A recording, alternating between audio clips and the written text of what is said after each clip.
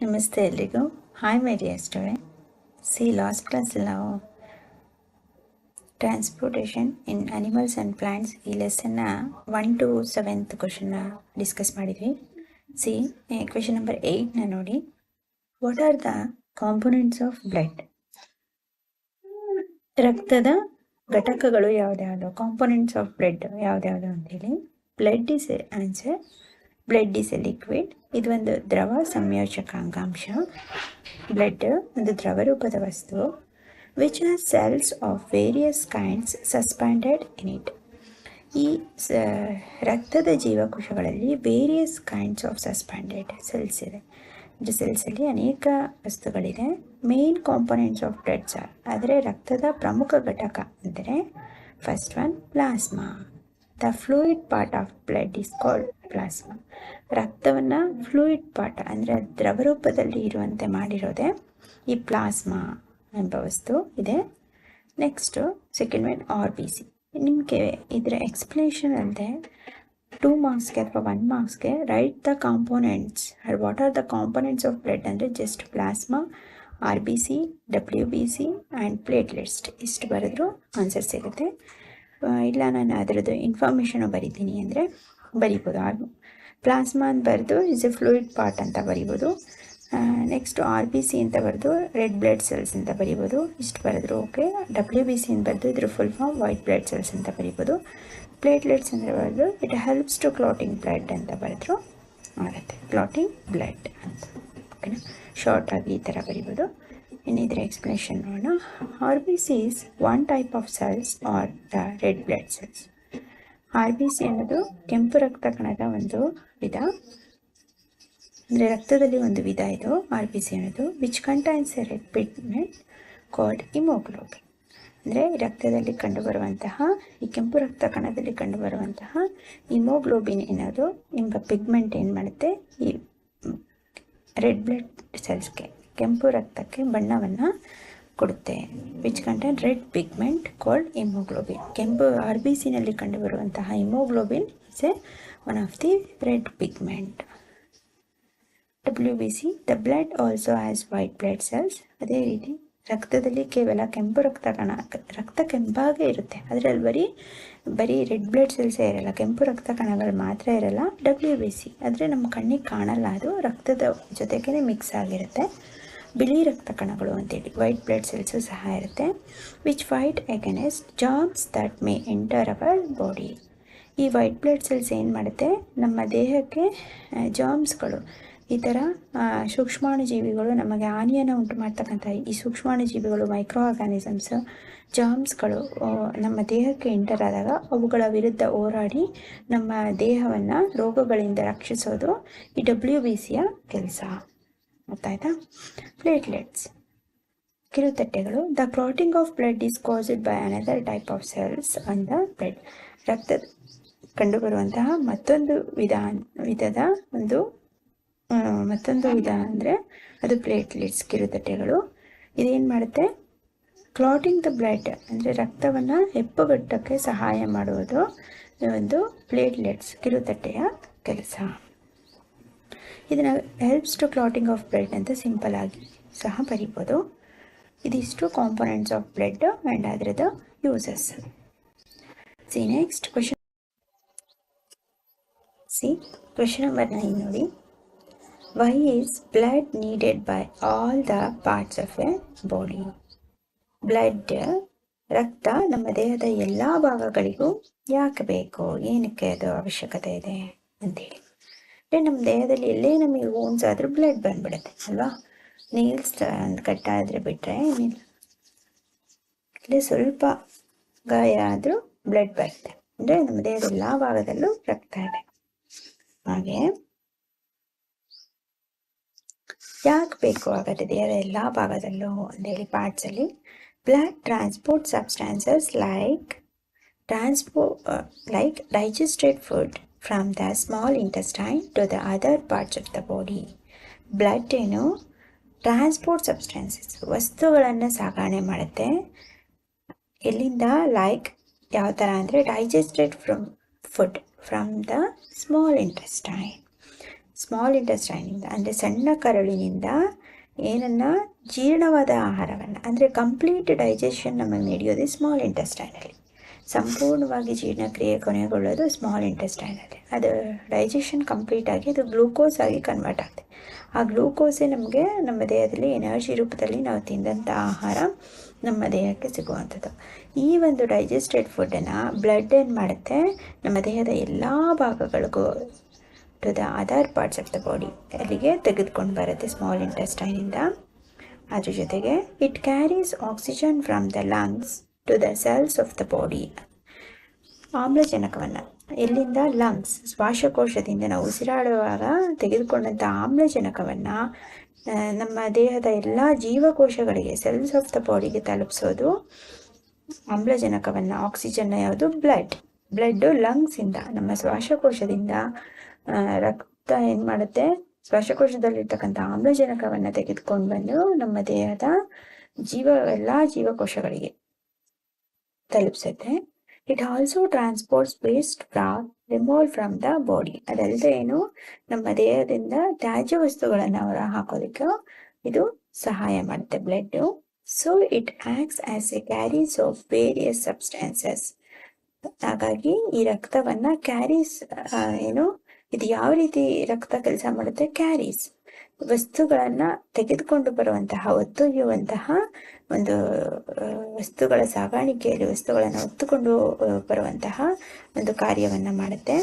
Every part of the body needs certain substances to perform its function. Every parts of the body, ನಮ್ಮ ದೇಹದ ಪ್ರತಿಯೊಂದು ಭಾಗವು need certain substances to perform its function. ಕೆಲವೊಂದು ವಸ್ತುಗಳ ಅವಶ್ಯಕತೆ ಇರುತ್ತೆ. ರಕ್ತ ಬೇಕಾಗಿರುತ್ತೆ, ಡೈಜೆಸ್ಟೆಡ್ ಫುಡ್ ಬೇಕಾಗಿರುತ್ತೆ, ಆಮ್ಲಜನಕ ಬೇಕಾಗಿರುತ್ತೆ. ಯಾಕೆ? It perform it function.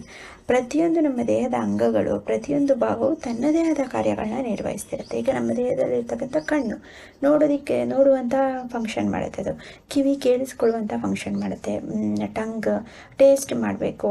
ಕೆಲವೊಂದು ಸಲ ನಮಗೆ ಕೋಲ್ಡ್ ಆದರೆ ಟೇಸ್ಟೇ ಗೊತ್ತಾಗಲ್ಲ ಅಲ್ವಾ? ನಾವು ಹೆಲ್ತಿಯಾಗಿಲ್ಲ ಅಂದರೆ, ನೆಗಡಿ ಆದರೆ ನಮ್ಗೆ ರುಚಿನೇ ಸಿಗಲ್ಲ, ಜ್ವರ ಬಂದರೆ ರುಚಿ ಸಿಗಲ್ಲ. ಈ ರೀತಿ ನಮ್ಮ ದೇಹದ ಪ್ರತಿಯೊಂದು ಅಂಗ, ಸ್ಕಿನ್ನು ಅಷ್ಟೇ. ಈಗ ಜೋಮ್ ಹಿಡಿದ್ರೆ ನಮ್ಮ ಸ್ಕಿನ್ ಟಚ್ ಮಾಡಿದ್ರೆ ಅದು ಗೊತ್ತೇ ಆಗಲ್ಲ. ಸ್ಕಿನ್ನದು ಫಂಕ್ಷನ್ ಇದೆ, ಹೇರ್ದು ಒಂದು ಫಂಕ್ಷನ್ ಇದೆ ಅಲ್ವಾ? ನಮ್ಮ ದೇಹದ ಪ್ರತಿಯೊಂದು ಪಾರ್ಟ್ಸ್ದು ತನ್ನದೇ ಆದ ಒಂದು ಫಂಕ್ಷನ್ಸ್ಗಳನ್ನ ನಿರ್ವಹಿಸುತ್ತೆ. ಹಾರ್ಟ್ ಇರ್ಬೋದು, ಕಿಡ್ನಿ ಇರ್ಬೋದು, ಲಂಗ್ಸ್ ಇರ್ಬೋದು, they have A own functions.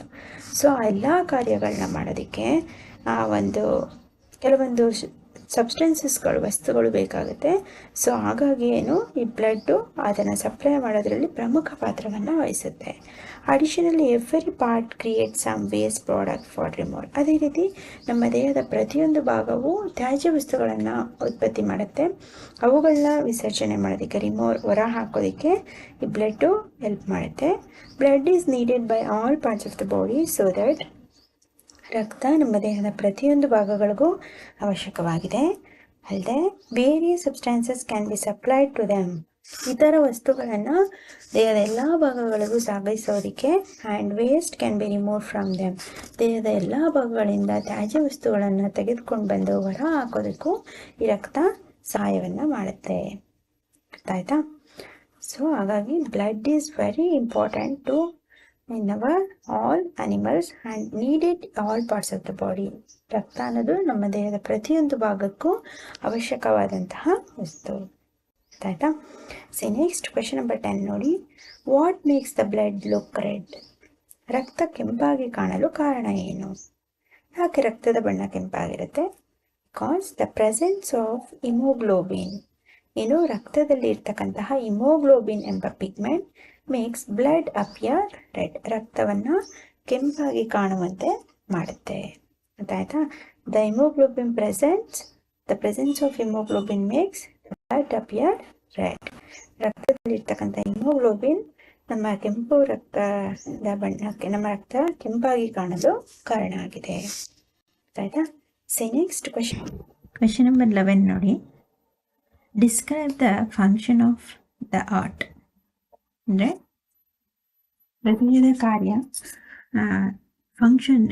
Heart function ಏನಂತೇಳಿ ಎಕ್ಸ್ಪ್ಲೈನ್ ಮಾಡಿ ಅಂತ ಕೇಳಿದ್ದಾರೆ. C, the heart is an organ. Heart ಅನ್ನೋದು ಒಂದು ಅಂಗ, ಇದು ಒಂದು ಆರ್ಗನ್. ನಮ್ಮ ದೇಹದಲ್ಲಿರ್ತಕ್ಕಂಥ ಒಂದು ಪ್ರಮುಖವಾದ ಅಂಗ. Which beats continuously to act as a pump for the transport of blood. Heart ಅನ್ನೋದೇನು is one of the organ which beats continuously, ಅಂದರೆ ಲಬ್ ಡಬ್ ಲಬ್ ಡಬ್ ಎಂಬ ಅದು ಹೃದಯದ ಬಡಿತದೊಂದಿಗೆ ನಿರಂತರವಾಗಿ ಕಂಟಿನ್ಯೂಸ್ ಆಗಿ ಕೆಲಸ ಮಾಡುತ್ತೆ. ನಿರಂತರವಾಗಿ act as a pump for the transport of blood. ಮತ್ತು ಇದರದ ಕೆಲಸ ಏನು? ರಕ್ತವನ್ನು ಪಂಪ್ ಮಾಡೋದು. Pump for the transport of blood. ರಕ್ತ ಒಂದು ಕಡೆಯಿಂದ ಮತ್ತೊಂದು ಕಡೆಗೆ ಸಾಗಾಣಿಕೆ ಆಗೋದಕ್ಕಾಗಿ ರಕ್ತವನ್ನು ಪಂಪ್ ಮಾಡುವ ಅಂಗ ಯಾವುದು? Heart. Heart is A pumping blood organ. ರಕ್ತವನ್ನು ಪಂಪ್ ಮಾಡುವಂತಹ ಅಂಗ. ಆಗ ನಿರಂತರವಾಗಿ ರೆಸ್ಟ್ಲೆಸ್ ಆಗಿ ಕಂಟಿನ್ಯೂಸ್ ಆಗಿ ಬೀಟಿಂಗ್, ಹೃದಯದ ಬಡಿತವನ್ನು ಉಂಟು ಮಾಡುವಂತಹ ಒಂದು ಅದ್ಭುತವಾದಂತಹ ಒಂದು ಅಂಗ ನಮ್ಮ ದೇಹದಲ್ಲಿರೋದು heart. Which carries other substances with it. ಕೇವಲ ಇದು ರಕ್ತವನ್ನು ಮಾತ್ರ ಪಂಪ್ ಮಾಡಲ್ಲ, ಇತರ ವಸ್ತುಗಳನ್ನು ಸಹ ಏನು ಮಾಡುತ್ತೆ? ಕ್ಯಾರೀಸ್, ಹೊತ್ಕೊಂಡು ಬರುತ್ತೆ, ತೆಗೆದುಕೊಂಡು ಬರುತ್ತೆ. The heart pumps the deoxygenated blood to the lungs for oxygenation and receives oxygenated blood from lungs. The heart pumps the deoxygenated blood to the lungs. ಏನು?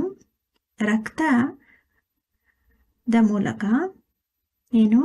ಡಿಆಕ್ಸಿಜನೇಟೆಡ್ ಬ್ಲಡ್ನ, ಅಂದರೆ ಆಮ್ಲಜನಕ ರಹಿತ ರಕ್ತವನ್ನು, ಆಮ್ಲಜನಕ ಇಲ್ಲದೇ ಇರತಕ್ಕಂತಹ ರಕ್ತವನ್ನು ಲಂಗ್ಸಿಗೆ ಕಳಿಸಿ, ಲಂಗ್ಸಿಗೆ ಅಂದರೆ ಶ್ವಾಸಕೋಶಕ್ಕೆ ಪಂಪ್ ಮಾಡುತ್ತೆ.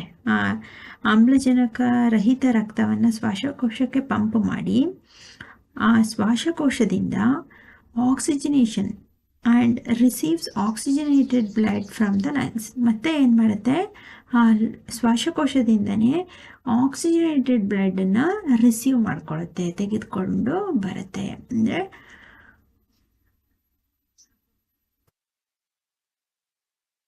ಆಮ್ಲಜನಕ ಯುಕ್ತ ರಕ್ತವನ್ನು, ಆಮ್ಲಜನಕ ಇರುವಂತಹ ರಕ್ತವನ್ನು ಲಂಗ್ಸಿಂದ, ಶ್ವಾಸಕೋಶದಿಂದ ರಿಸೀವ್ ಮಾಡ್ಕೊಳ್ಳುತ್ತೆ. ಆಯ್ತಾ? ಶ್ವಾಸಕೋಶಕ್ಕೆ ಆಮ್ಲಜನಕ ರಹಿತ ರಕ್ತವನ್ನು ಪಂಪ್ ಮಾಡಿ ಶ್ವಾಸಕೋಶದಲ್ಲಿರ್ತಕ್ಕಂತಹ ಲಂಗ್ಸಲ್ಲಿರ್ತಕ್ಕಂತಹ ಆಕ್ಸಿಜನೇಟೆಡ್ ಬ್ಲಡ್ಡನ್ನು ಏನು ಮಾಡುತ್ತೆ? ರಿಸೀವ್ ಮಾಡಿಕೊಂಡು ಬರುತ್ತೆ. It pumps the oxygenated blood to different parts of the body. ಈ ರೀತಿ ರಿಸೀವ್ ಮಾಡ್ಕೊಂಡ್ಮೇಲೆ, ಆಮ್ಲಜನಕ ಇರುವಂತಹ ಬ್ಲಡ್ಡನ್ನು ರಿಸೀವ್ ಮಾಡ್ಕೊಂಡ್ಮೇಲೆ ಅದನ್ನು ಎಲ್ಲಿಗೆ ಪಂಪ್ ಮಾಡುತ್ತೆ? ಹೃದಯ.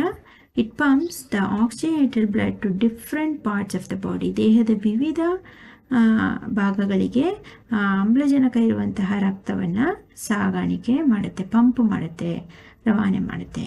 ಅದಾಯ್ತಾ? ಇದು ಹೃದಯದ ಫಂಕ್ಷನ್. ನೋಡಿ, parts of heart: vena cava, aorta, ಇದು ಒಂದು ಹಾರ್ಟ್ನ ಚಿತ್ರ. Right atrium, left atrium, pulmonary veins, pulmonary artery, left article. The heart has 4 chambers, 2 right upper and 2 lower.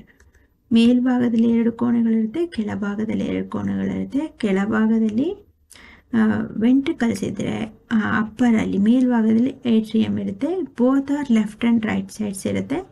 And ಪುಪ್ಪಸಕ ಪದಮನಿ, ಪುಪ್ಪಸಕ ಅಭಿಧಮನಿಗಳು, pulmonary veins and pulmonary heart. ಇದು ಇಷ್ಟು ಹೃದಯದ ಒಂದು ಪಾರ್ಟ್ಸ್. ಮೇಯ್ನಾಗಿ the heart have a 4 chambers, 4 ಕೋಣೆಗಳನ್ನು ಹೊಂದಿರುತ್ತೆ. ಇದಿಷ್ಟು ಹಾರ್ಟ್ದು ಫಂಕ್ಷನ್ಸ್ ಮತ್ತು diagram. See the question number 12 ನೋಡಿ. Why is it necessary to excrete waste products? ನಮ್ಮ ದೇಹದಿಂದ ವೇಸ್ಟ್ ಪ್ರಾಡಕ್ಟ್ನ, ತ್ಯಾಜ್ಯ ವಸ್ತುವನ್ನು ಹೊರ ಹಾಕೋದು ತುಂಬ ಅವಶ್ಯಕ. ಯಾಕೆ? ಒಂದು ವೇಳೆ ನಮ್ಮ ದೇಹದಲ್ಲಿರ್ತಕ್ಕಂತಹ ತ್ಯಾಜ್ಯ ವಸ್ತುವನ್ನು ಹೊರ ಹಾಕಲಿಲ್ಲ ಅಂದರೆ ಏನಾಗುತ್ತೆ? Whenever cells perform their functions, certain waste products are released. ನಮ್ಮ ದೇಹದಲ್ಲಿ ಕೆಲವೊಂದು ಚಟುವಟಿಕೆಗಳ ಪರ್ಫಾರ್ಮ್ ದ ಫಂಕ್ಷನ್, ಕೆಲವೊಂದು ಚಟುವಟಿಕೆಗಳು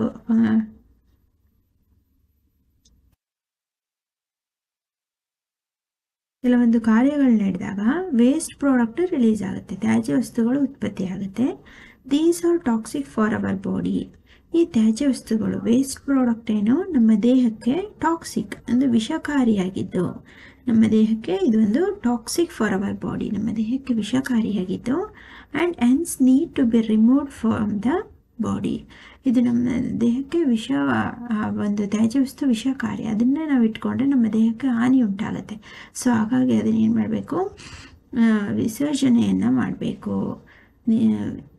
ರಿಮೂವ್ ಫ್ರಮ್ ದ ಬಾಡಿ, ನಮ್ಮ ದೇಹದಿಂದ ಅದನ್ನು ಹೊರ ಹಾಕೋದು ತುಂಬ ಅವಶ್ಯಕವಾಗಿದೆ. ಆಯ್ತಾ? Why the necessary to excrete waste product ಅಂತ. ಆ ಒಂದು ವೇಸ್ಟ್ ಪ್ರಾಡಕ್ಟ್ ನಮ್ಮ ದೇಹಕ್ಕೆ ಟಾಕ್ಸಿಕ್ ಆಗಿದ್ದು ಅದನ್ನು ರಿಮೂವ್ ಮಾಡೋದು ಇಸ್ ಎ ನೆಸೆಸರಿ. ಇದು ನೆಕ್ಸ್ಟ್ ಕ್ವಶನ್ ನಂಬರ್ 30 ನೋಡಿ. Draw A diagram of human excretory system and label the various parts. Excretory systems ಒಂದು ವಿಸರ್ಜನಾಂಗದ ಒಂದು system, human excretory system diagram ಕೇಳಿದ್ದಾರೆ. ಒಂದು ಡಯಾಗ್ರಾಮ್ನ ಬಿಡಿಸಿ, ಸಿಂಪಲ್ ಆಗಿದೆ, ಆರಾಮಾಗಿ ಬರ್ಕೊಳ್ಳಿ.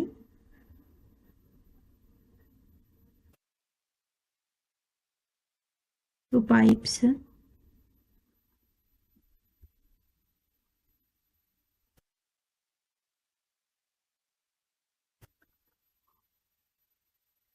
ಈ ಒಂದು 2 ಕಿಡ್ನೀಸ್ಗೆ ಜಾಯಿನ್ ಮಾಡಿ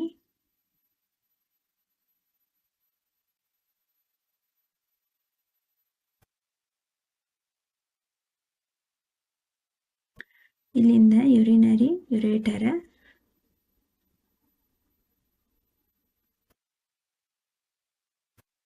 ಲೈಕ್ ಯುರೇಟರ್ ಏನು ಯುರಿನರಿ ಬ್ಲಾಡರ್ ಬಲೂನ್ ಟೈಪ್ ಇರುತ್ತೆ. ಇಲ್ಲೇ ನಮ್ಮ ಯೂರಿನ್ ಕಲೆಕ್ಟ್ ಆಗುವಂಥದ್ದು.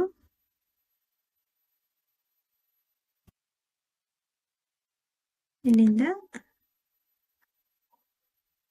ಯುರಿನರಿ ಓಪನಿಂಗ್ ಮೂಲಕ ಹೊರ ಹೋಗುತ್ತೆ. ಇದು ಸಿಂಪಲ್ ಆಗಿದೆ. ಒಂದು ಡಯಾಗ್ರಾಮ್ನ